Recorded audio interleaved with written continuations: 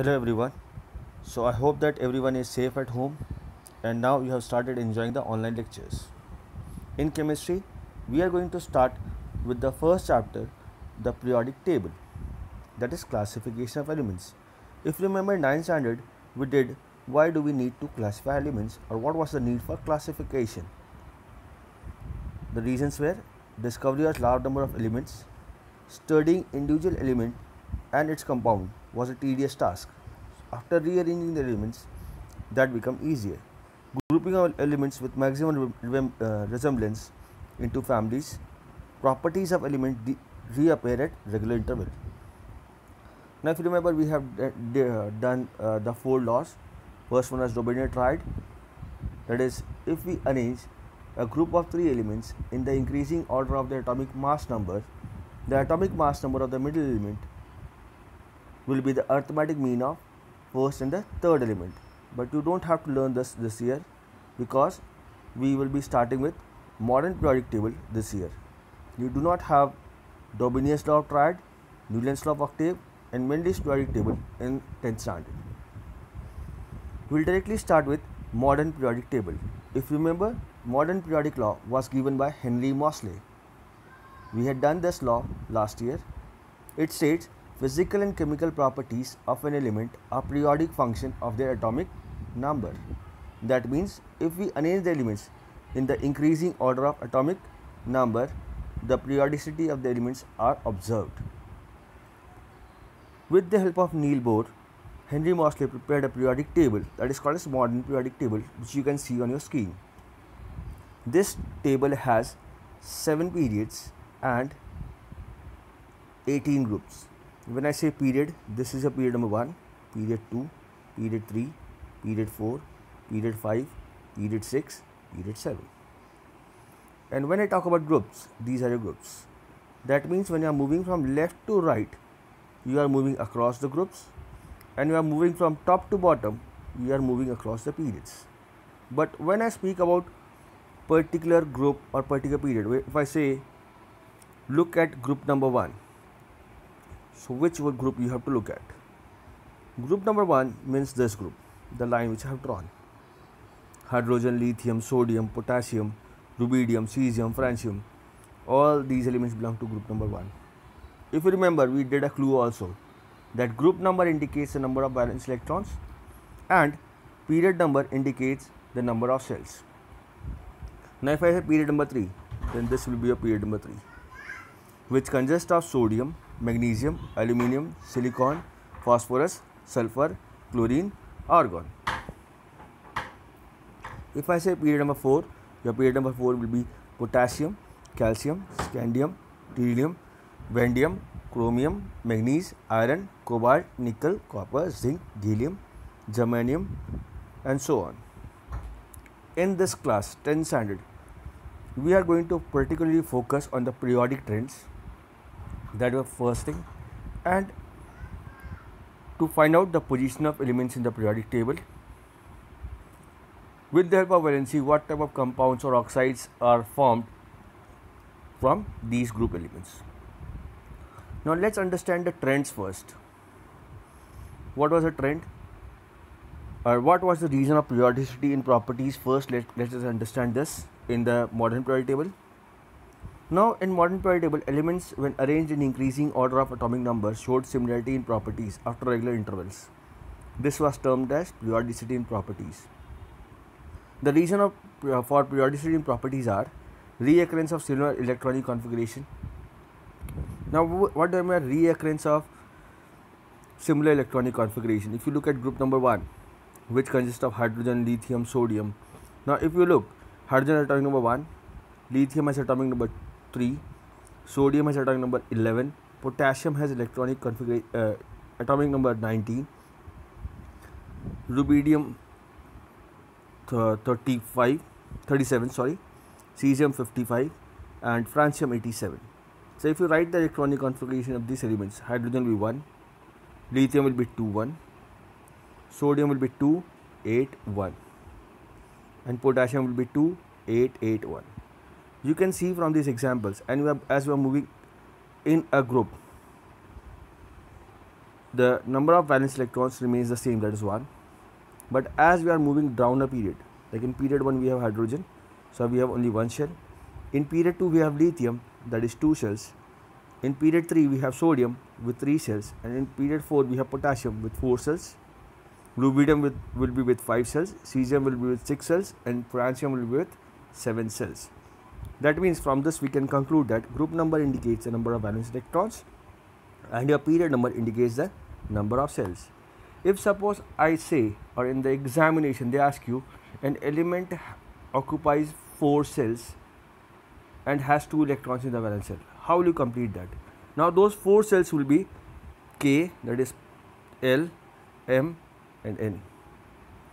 Now as we know that in the question it is given outermost shell occupies 2 electrons, that means in N shell we will have 2 electrons, therefore in M shell it will have 8, L 18 and K again 2, because whatever electron is there in the valence shell, before those cells you have to complete the cells, because last year we learned the electronic configuration. We know that without filling the previous cell we cannot jump to the next cell. If they particularly ask you this question and if they ask you to identify the element, then only you write down that this element is calcium. The second question which they may ask you is, what type of compound is formed by this element with sulfates, or what will be the chemical formula of sulfate of this compound? Now we have done the cross method in language of chemistry last year, if you remember. Now this element, if it is given, if they ask you to write in form of element, then you write down Ca plus 2 and sulfate is SO4 minus 2. Same powers, so cancels, formula becomes CaSO4. But here it is important to remember that if they have given that element is X, then you cannot write calcium here, you have to write down X plus 2 SO4 minus 2 and your formula becomes XSO4.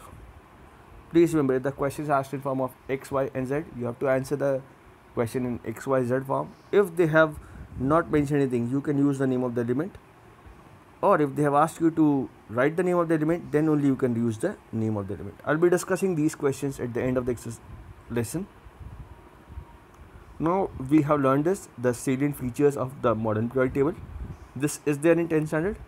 Periodic table based on atomic number, correlates position of element with electronic configuration, has 7 horizontal rows called as period, 18 vertical columns called as groups.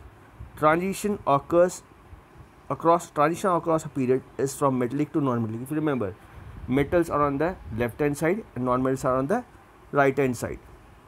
Group number 1 and group number 2 are reactive metals and they are respectively called as alkali metals, that is group number 1, and alkaline earth metal, that is group number 2. Group number 3 to 12 is not in our focus for this year also, because that's a portion of 11th and 12th standard. You have to just remember that group number 3 to 12 are known as transition elements. Group number 13 to 17 are non-metals and group number 18 are inert gases or noble gases. Just to recall, we did last year, group number 16 is known as chalcogens and group number 17 is known as halogens.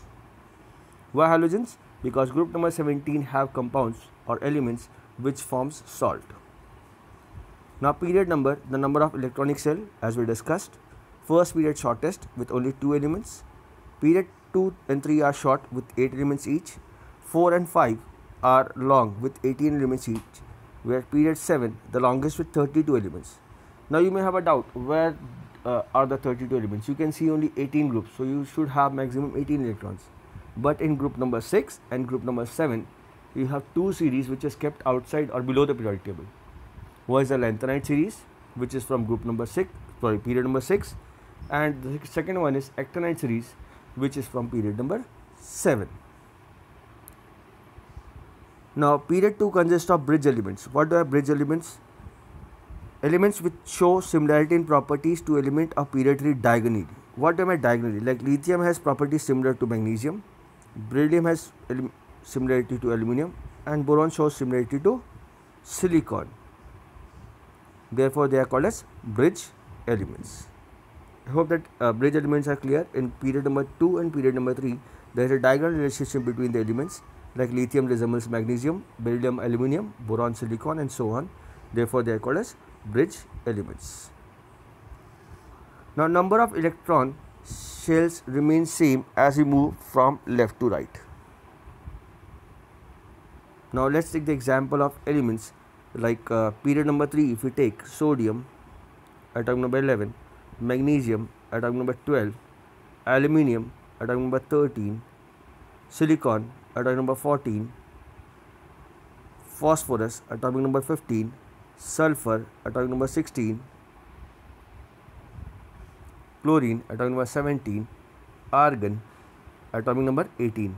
If you write the electronic configuration, sodium would be 281, magnesium would be 282, aluminium would be 283, silicon would be 284, phosphorus would be 285, sulfur would be 286, chlorine would be 287, and argon would be 288.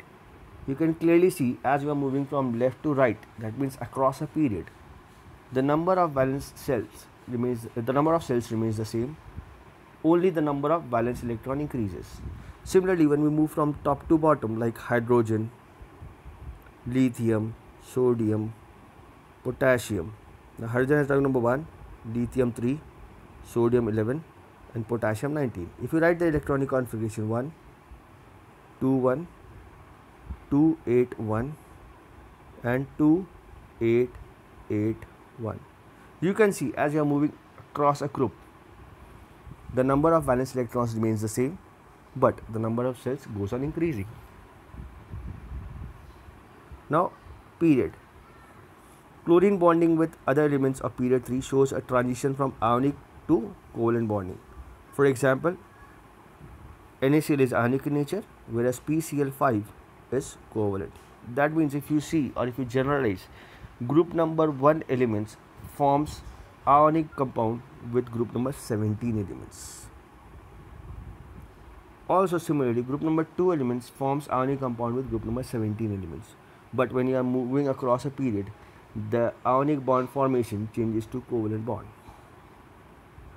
Oxygen bonds with elements of period 3 as follows, like Na2O is ionic, MgO is ionic, Al2O3 is ionic, SiO2 is covalent, P2O5 is covalent, SO2 is covalent, and Cl2O7 is covalent. That means here you can see we have taken oxygen from group number 16 and we are moving across a period. Now sodium and magnesium are from group number 1 and group number 2.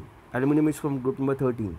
That means from sodium till aluminium we are having ionic compounds with oxygen, and as we move towards non-metals, silicon, phosphorus, sulfur, chlorine, like phosphorus belongs to group number 15, sulfur belongs to group number 16, and chlorine belongs to group number 17. Therefore, they are forming covalent compound with oxygen. Now, they may ask you the nature of these bonding in the questions. We'll be discussing 2 or 3 types of these questions to make the concept more clear. Now, group number. The group number indicates the number of valence electrons of an element. Like alkali metal have valency 1, alkaline earth metal have valency 2. Now, this transition element, that is group number 3 to group number 12, will have variable valency. But we are lucky enough that this is not in our syllabus for this year. You have to just remember group number 1, 1 valence electron, group number 2, 2 valence electron. Directly jump to group number 13, that is group number 13, 3 valence electron, group number 14, 4 valence electron, group number 15, 5 valence electron, group number 16, 6 valence electron, group number 17, 7 valence electrons, and group number 18, 8 valence electron.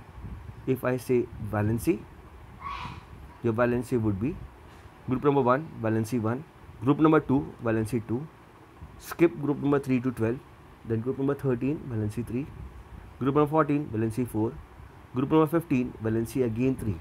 If you remember 8 minus 5, 3. Group number 16, valency 2, that is 8 minus 6 is 2. Group number 17, valency 1, because 8 minus 7 is 1. Group number 19, valency 0, because it has 8 electrons in the outermost cell except helium.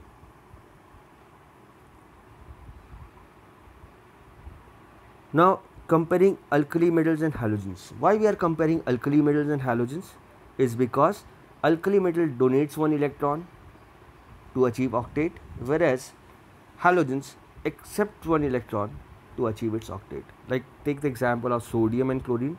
Sodium has electronic atomic number 11, electronic configuration is 281, whereas chlorine has atomic number 17 and its electronic configuration is 287. Now sodium will donate this one electron and become Na plus ion, whereas chlorine will accept one electron and become Cl minus ion.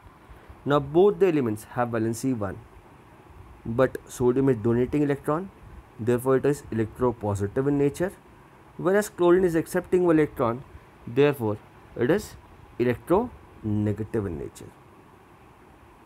Both will have valency 1.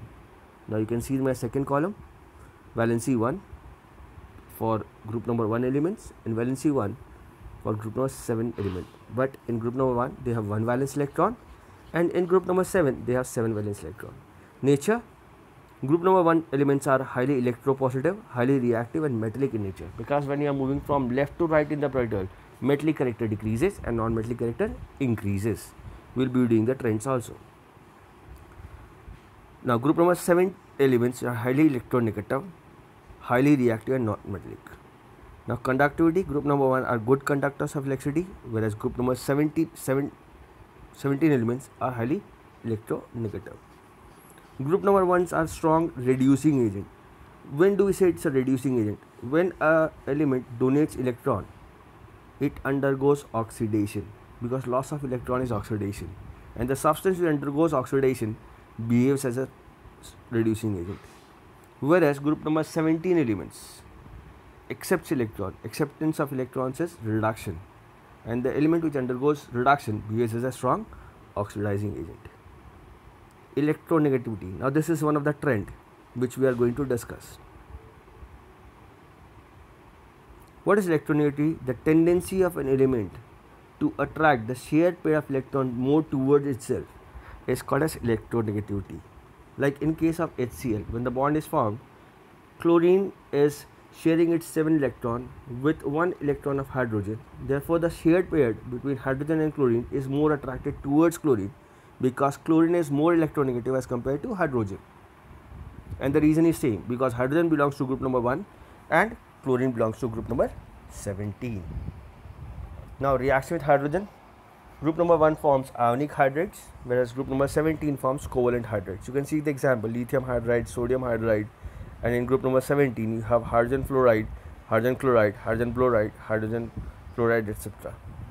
Now periodic properties which we are going to learn would be atomic radii, ionization potential, electron affinity, electronegativity, metallic and non-metallic character. What are periodic properties? Here we are going to learn what happens when you move from left to right in terms of atomic radii and top to bottom. So guys, I hope that the concept till now was very clear. In the next lecture, we are going to discuss about these periodic properties, what happens when you are moving from top to bottom and from left to right. So let's go through these examples and then we will be proceeding in the next lecture. Thank you and have a great day.